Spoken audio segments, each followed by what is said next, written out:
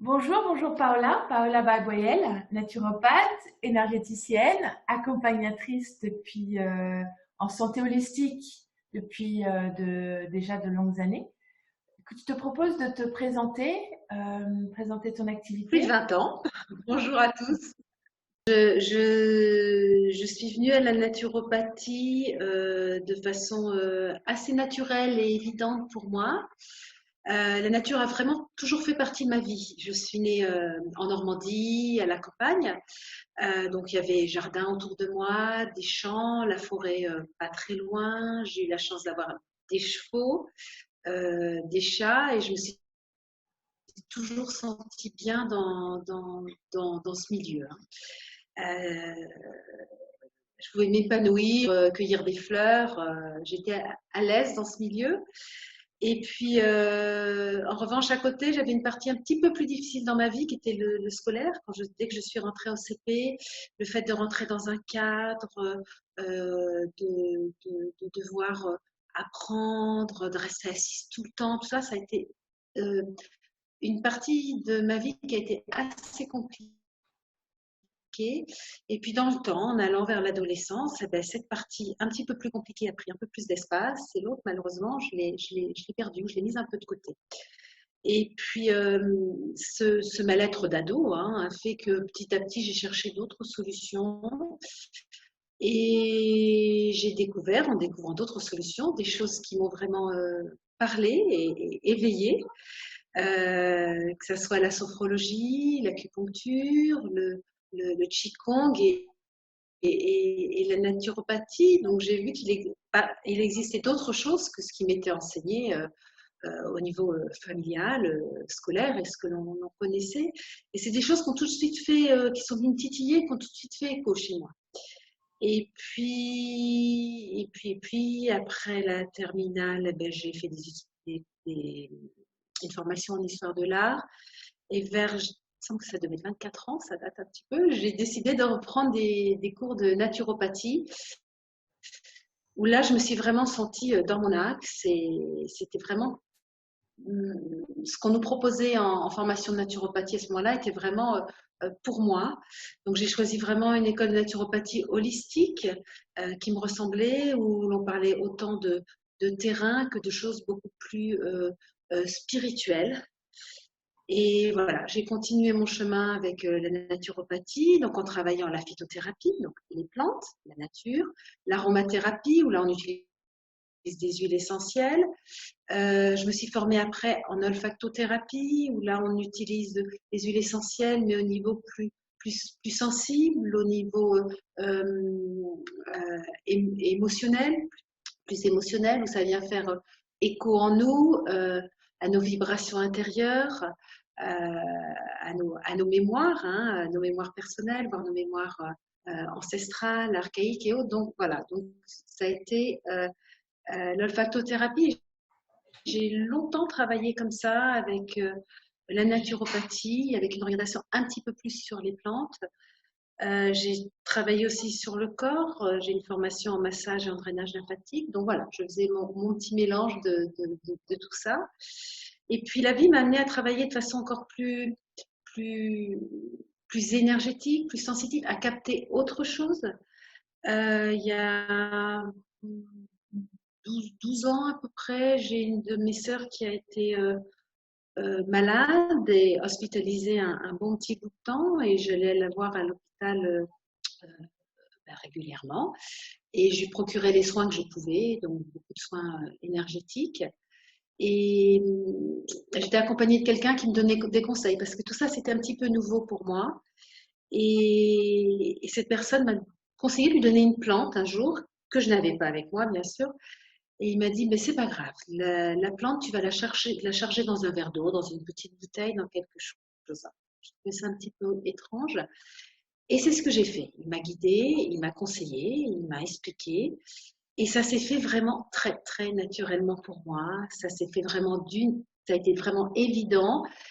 J'ai senti la plante en moi, la plante dans l'eau, la plante être présente. Et quand la bouteille d'eau a été chargée, j'ai senti aussi quand c'était terminé. Et là, ça a été vraiment un déclic et une révélation une révélation d'autres choses qu'avant, j'avais l'impression qu'ils pouvaient presque nous dépasser. Mais là, je l'ai vraiment vécu. Et ça a été le début de ces soins avec l'énergie et l'esprit de la plante pour moi. J'ai utilisé cette technique chez moi. Alors, j'ai testé les verres, les bouteilles. Je vais certes retester derrière par des amis qui utilisaient le love-antenne ou le pendule. J'ai presque joué avec un petit peu au départ, hein, d'ailleurs. Je dois avouer, tellement il y avait ce côté magique. Et puis ensuite, j'ai commencé à l'utiliser aussi pour mes patients dans mes soins, c'est-à-dire que au lieu d'utiliser uniquement l'huile avec le côté physique ou l'olfactothérapie, je rajoutais cette dimension d'esprit de la plante. Et plus je travaillais, plus ça s'est développé, plus c'était instinctif, plus je connais les plantes, plus elles viennent. Donc voilà. Et puis après j'ai fait aussi partie d'un groupe ou d'un cours de communication avec les plantes, donc qui m'ont aussi beaucoup apporté, beaucoup enseigné. Donc ça m'a apporté autre chose à ma propre technique. Et voilà, ça croît toujours comme ça. Merci. Merci, c'est un parcours très... Ce que j'entends, c'est vraiment ce lien à la nature, aux plantes et à la vibration sur tout ton chemin, en fait. Oui, ça s'est fait sur tout mon chemin et vraiment de façon naturelle et évidente. En fait, les choses se sont mises comme ça, petit à petit. D'abord un contact sans réfléchir, et puis après un contact un petit peu plus euh, d'apprentissage scolaire, et puis après ça, c'est revenu à moi de façon très naturelle. Alors après, je le travaille aussi, mais c'est quelque chose qui, je pense, était là pour moi. Merci, Paola. Et dans ce parcours, aujourd'hui, toi, tu es auto-entrepreneur? Oui, je suis auto-entrepreneur, effectivement. Et c'est quoi du coup entreprendre et être entrepreneur pour toi? Avec ce monde subtil que tu côtoies au quotidien? Alors, le mot entrepreneur me surprend un petit peu parce que j'ai tout de suite l'impression d'imaginer quelque chose de grosse entreprise, ce qui est pas le cas, hein, parce que quand on est entrepreneur, on peut être seul, comme je le suis aujourd'hui. J'ai travaillé en groupe dans un cabinet où il y avait plusieurs personnes. J'ai travaillé en tant que salarié dans un centre de naturopathie. Voilà, les choses bougent, avancent, et maintenant je suis seule, ce qui me permet de travailler de ma façon, d'être libre. Donc, le côté entrepreneur m'apporte une certaine liberté vraiment dans la façon dont j'ai envie de travailler ce que je fais. Après ça, entrepreneur tant que tel, je dirais, entreprendre, c'est aller de l'avant, construire quelque chose avec ce que l'on a et ce que l'on est profondément, ce que l'on a envie de mettre au, au monde, ce qu'on a envie d'apporter aux autres, c'est avoir un projet et de faire ce qu'il faut pour le mettre en action et l'amener aussi vers l'autre. Donc, quand on s'installe, il y a toujours une structure à mettre en place, une, une structure sociale, des papiers à faire et autres. Bon, alors pour ça, je me suis fait un petit peu aider parce que ça fait partie de mes points faibles et c'est compliqué pour moi, mais j'apprends à chaque fois aussi. Euh, J'apprends aussi régulièrement lorsqu'il y a des choses à faire physiques. Et puis, euh, et puis j'ai envie de faire grandir mon entreprise, c'est-à-dire qu'en tant qu'entrepreneur, j'essaie d'ajouter des nouvelles techniques, de faire d'autres ateliers, de communiquer,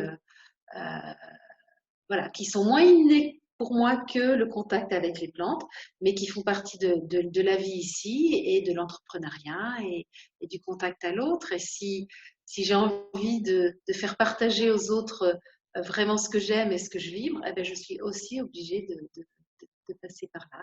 Donc, voilà. C'est ça, entrepreneur, c'est mettre ce que l'on a au fond de soi, ce que l'on a envie de faire découvrir à l'autre à travers son métier et de façon un petit peu structurée. C'est mettre une passion dans de la structure. Voilà.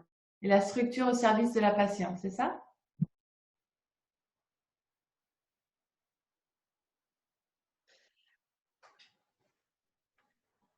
Oui, oui, oui, de la passion, oui, oui, de la passion de ce que l'on porte en soi. Oui, oui, dans une structure pour le mettre euh, face au regard de l'autre. Merci. Et du coup, dans ce processus-là d'entreprise et de le mettre dans le regard et au service des autres, avoir du succès par rapport à ça, ce serait quoi pour toi? Qu'est-ce que ça veut dire? Réussir, avoir du succès?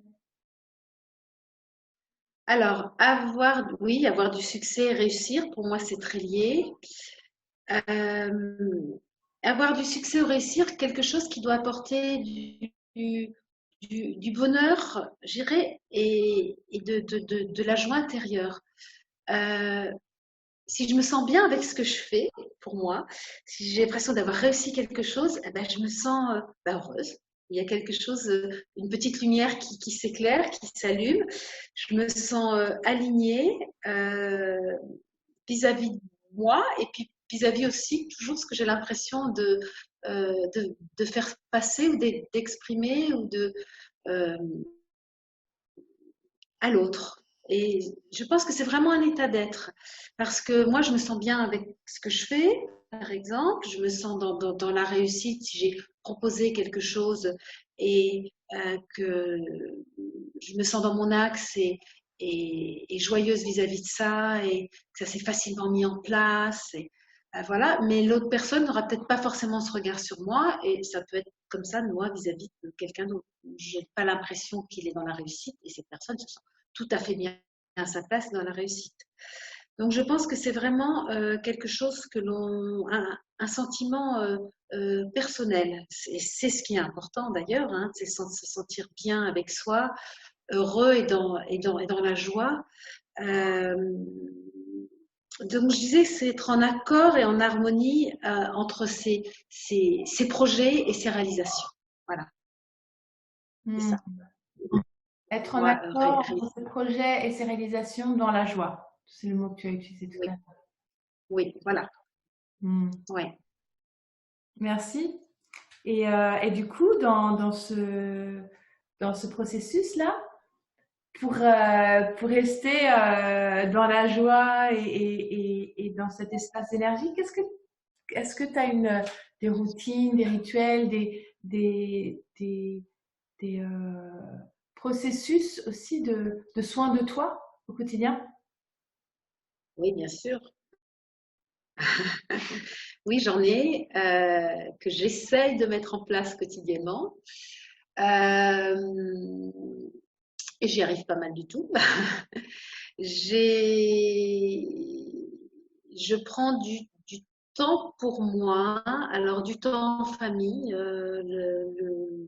Le contexte, le cocon familial est important pour moi.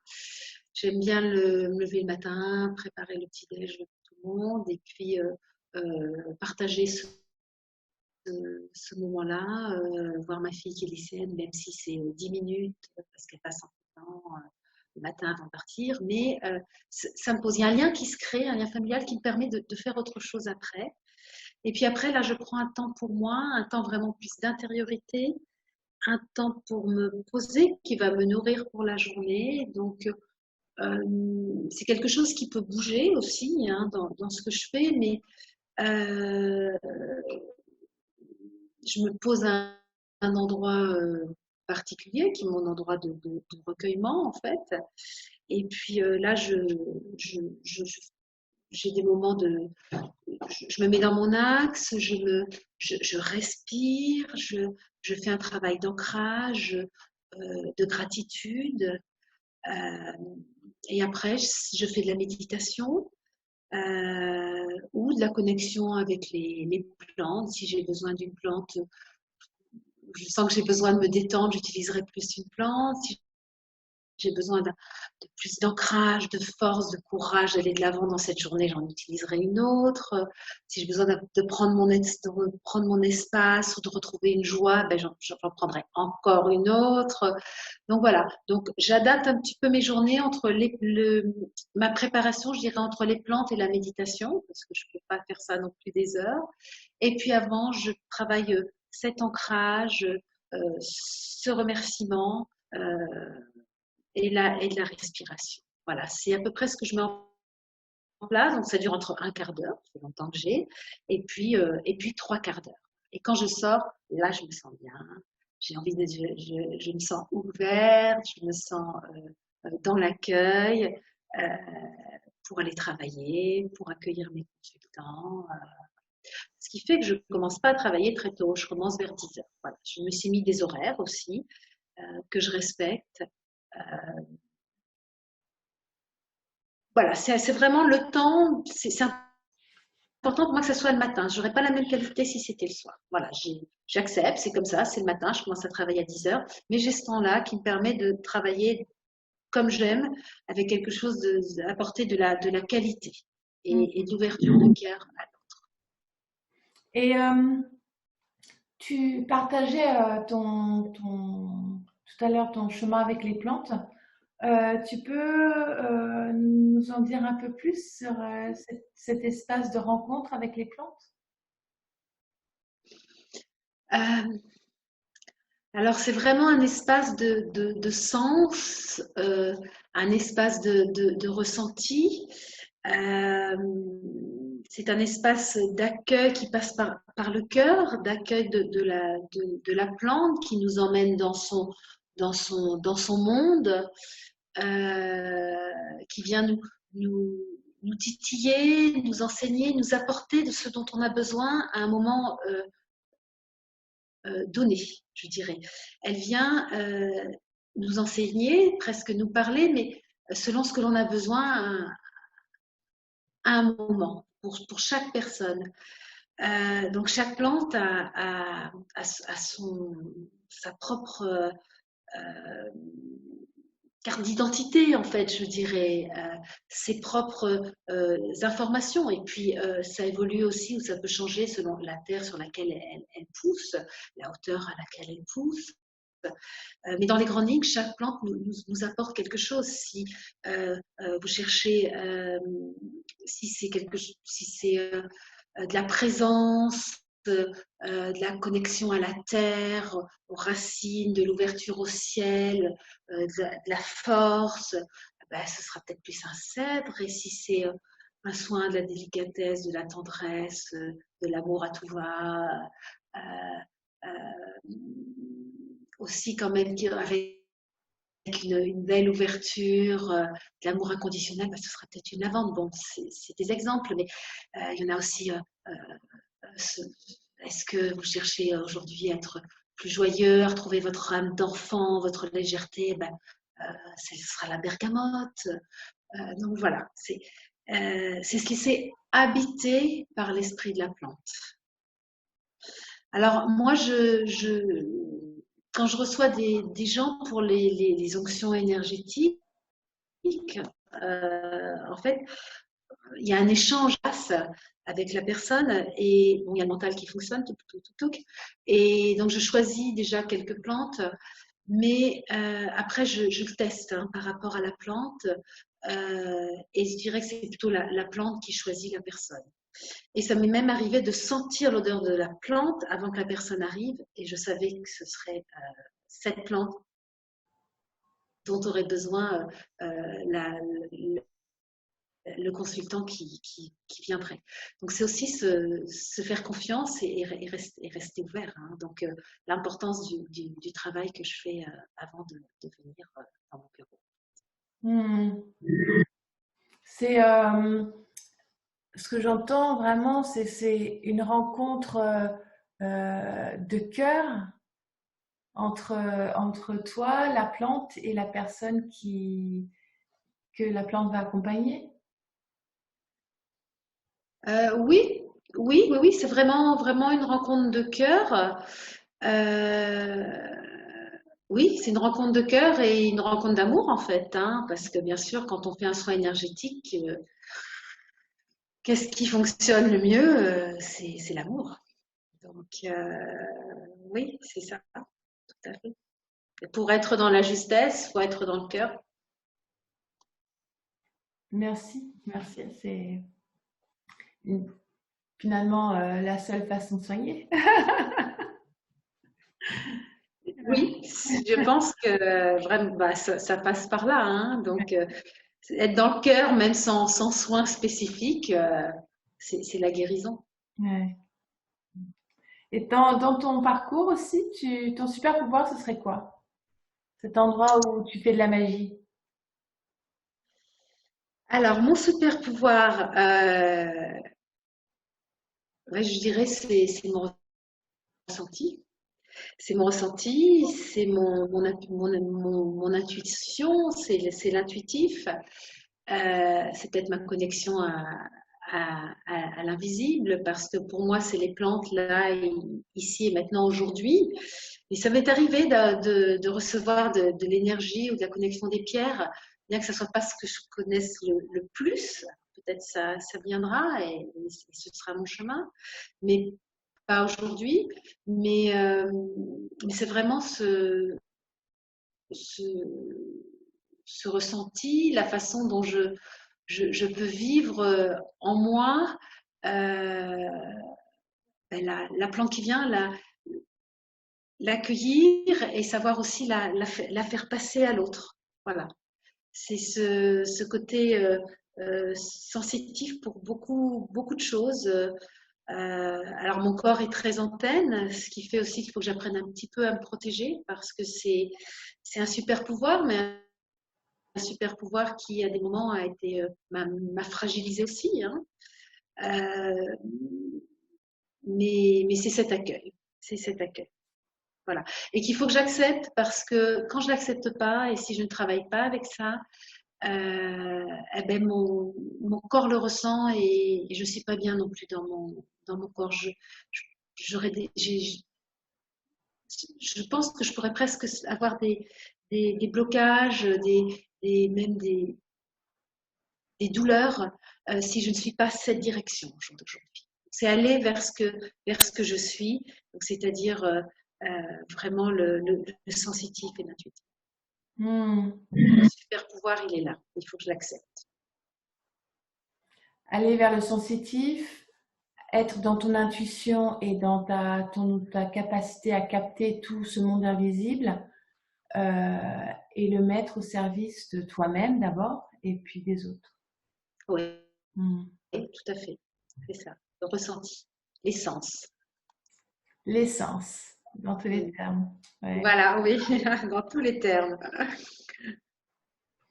Et est-ce que j'aimerais beaucoup que tu partages avec nous quelque chose qui je trouve important dans un parcours, c'est euh, un défi que tu as pu rencontrer, un défi majeur, quelque chose qui a été difficile sur le moment et qui s'est avéré être l'un de tes plus beaux cadeaux d'évolution ou de connaissance de toi-même et du monde.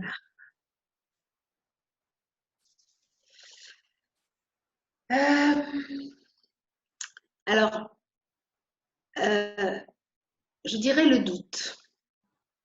Le doute est quelque chose qui prend très fort en moi, que j'ai depuis toujours. Le doute, je suis née avec. Il était certainement là avant. J'ai toujours douté de ma légitimité, en fait, dès que je faisais quelque chose. Alors aujourd'hui, je d'être mère, d'être épouse, d'être thérapeute, enfin, de faire ce que je fais. Le doute m'a amené à beaucoup de peur, à vraiment énormément de freins, à procrastiner. Et c'est quelque chose qu'il a fallu que je dépasse et qu'il faut que je dépasse encore parfois. Alors, j'ai beaucoup travaillé sur moi, ce qui fait que c'est plus facile, que j'ai pris conscience de certaines choses, que j'ai des clés aussi pour avancer. Mais le doute m'a obligée à voir qui j'étais, comment était mon mode de fonctionnement, à prendre du recul sur les choses et à essayer de me souvenir qu'il y a aussi une part de moi une petite partie de moi qui est très lumineuse, qui sait, qui a ce côté très, très intuitif et juste aussi, comme je le disais précédemment, et auquel il faut que je reste connectée. Voilà, donc ça m'a obligée à trouver cette part de lumière en moi, d'essence en moi pour le dépasser. Donc ça a été un gros cheminement et un travail personnel qui m'a fait bouger et avancer. Donc c'est le but. Et du coup, la force que ça t'a donnée, c'est quoi? Quelle est-elle? La force que ça m'a donnée, ça a été d'essayer de retirer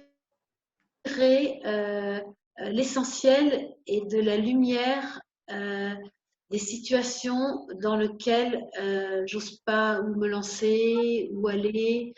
Toutes ces situations qui peuvent embrouiller un peu mon cerveau quand le mental s'en mêle trop, que le doute s'installe, à me dire il y a quand même quelque chose derrière, souviens-toi, c'est là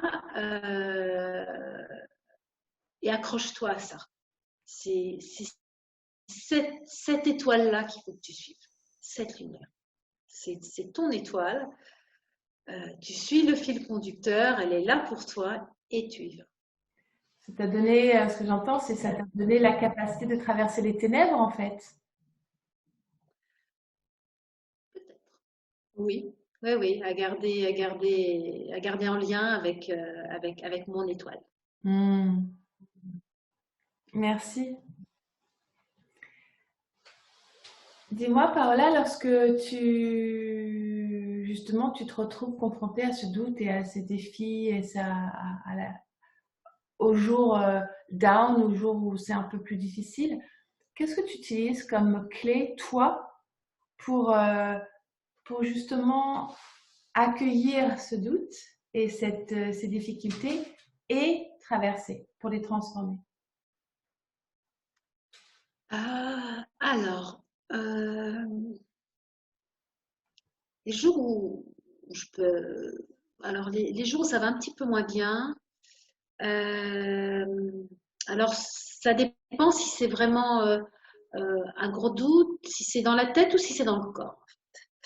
Si c'est dans le corps, j'essaie de mettre des clés que je conseille aussi tout simplement en naturopathie, hein, au départ. Hein. J'applique ce que je conseille aux autres. Donc, j'essaye de manger des choses plus vitalogènes, j'allège peut-être un petit peu mon alimentation, je regarde, j'en suis au niveau fatigue, sommeil. Hein. Si j'ai besoin de dormir, je me coucherai plus tôt, je ferai une sieste, je récupère de l'énergie de base et puis j'irai m'oxygéner. J'essaye d'aller dehors, de marcher pour lâcher le mental, me relier à la nature. Alors moi, je vis en ville, hein, je suis à Lyon, mais on a de très beaux parcs. Il y a les quais qui sont magnifiquement aménagés. Donc, il y a de quoi se promener, s'oxygéner aussi en ville. Donc, c'est ce que je fais régulièrement. Et puis, je ferai de la respiration. Je fais de la respiration parce que la respiration remet en route mon énergie, me permet de redescendre dans le corps, de lâcher le diaphragme. Donc, la respiration est vraiment quelque chose d'important pour moi. Je fais du yoga avec beaucoup de pranayama, j'ai fait de la respiration holotropique. Et c'est quelque chose que j'applique très, très, très régulièrement. Je me tournerai vers les plantes aussi. Alors, ça peut être, mais les plantes dans tous les sens du terme, hein, ça peut être aller jardiner un peu sur ma terrasse. Et puis, ça peut être utilisé en olfactothérapie ou ça peut être utilisé la vibration des plantes Donc, c'est me tourner vers les plantes. Ça peut être prendre un bain avec des huiles essentielles qui vont me rebooster. Voilà, je prends du temps. Je prends du temps pour moi, pour essayer de recontacter tous mes sens. Euh, et puis après, je me lancerai dans la méditation, mais un petit peu plus tard, parce que sinon, le mental prend trop de place et c'est difficile pour moi de méditer à ce moment-là. Hmm. Donc, tu choisis vraiment les outils que tu vas utiliser en fonction de l'endroit où se trouve euh, le blocage, entre guillemets, comme tu disais. Quand Euh, c'est le corps, tu t'occupes du corps.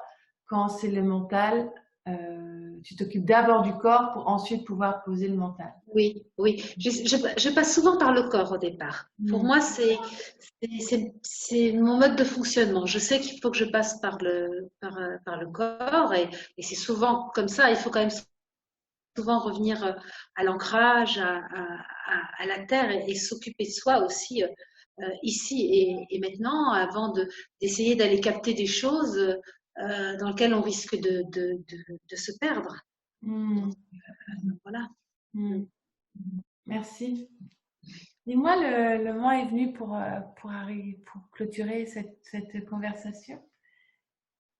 Qu'est-ce que tu aurais envie de dire aux femmes qui sont là à t'écouter, qui entreprennent leur vie, entreprennent leur entreprise, veulent créer quelque chose euh, de plus dans leur vie? Euh, de d'arriver à trouver un temps, une situation, un moment, un échange avec quelqu'un pour se connecter vraiment à elles dans ce qu'elles sont, ce qu'est leur besoin, dans ce qu'elles ont envie de faire naître au monde, donc mettre en éveil ce qu'elles sont, vraiment leur essence, leur essentiel. Euh, donc s'octroyer un moment d'intimité avec elles, un moment d'intimité au quotidien, donc moment d'intimité au quotidien, c'est-à-dire quelque chose de simple, ça peut être aller marcher un peu, ça peut être s'installer tranquillement pour bouquiner au soleil, en captant cette énergie qui va nous ressourcer profondément. Ça peut être se mettre sous la couette avec un bon bouquin et une tisane le soir, mais prendre un moment vraiment pour soi, 10 minutes même au quotidien, refaire un exercice ou de yoga, de pilates ou autre qui a été vu avec la prof dans la semaine. Et puis aussi trouver un cours, enfin faire quelque chose d'autre de façon hebdomadaire, un petit peu plus long, qui là peut être aussi quand même un moment de partage et de bien-être, parce qu'il faut aussi arriver à équilibrer travail, famille et intimité. Je sais que c'est ce qui est compliqué actuellement, donc ça peut être marcher en forêt avec son conjoint, avec des échanges qu'on n'a pas habituellement, mais quelque chose de posé et de calme. Ça peut être aller faire un sauna, ça peut être bon, ça c'est vraiment des exemples. Et puis après, chacun trouve vraiment ce qui lui fait plaisir et ce qui va aller le nourrir.